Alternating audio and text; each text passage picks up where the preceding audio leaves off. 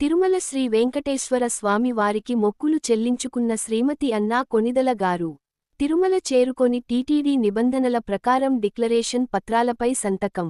అనంతరం శ్రీ వరాహ స్వామివారి దర్శనం.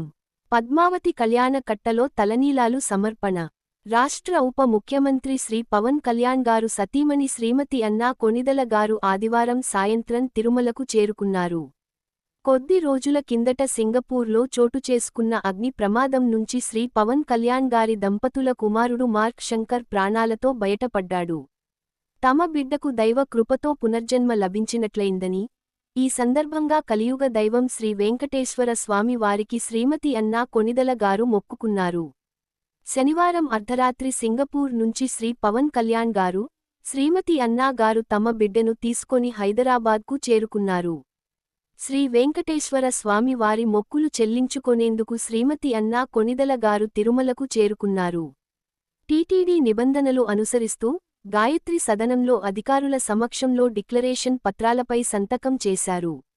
అనంతరం శ్రీ వరాహ స్వామి వారి దర్శనానికి వెళ్లారు. స్వామివారిని దర్శించుకొని తీర్థ ప్రసాదాలు స్వీకరించారు. శ్రీ వరాహ స్వామి వారి దర్శనం తర్వాత పద్మావతి కళ్యాణ కట్టకు చేరుకున్నారు. అక్కడ భక్తులందరితో పాటు తలనీలాలు సమర్పించారు.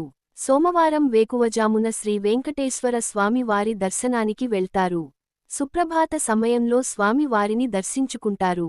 టీటీడీ అధికారులకు నిత్యాన్నదానానికి విరాళం అందిస్తారు. తరిగొండ వెంగమాంబ అన్న ప్రసాద కేంద్రంలో అన్న ప్రసాదం స్వీకరిస్తారు.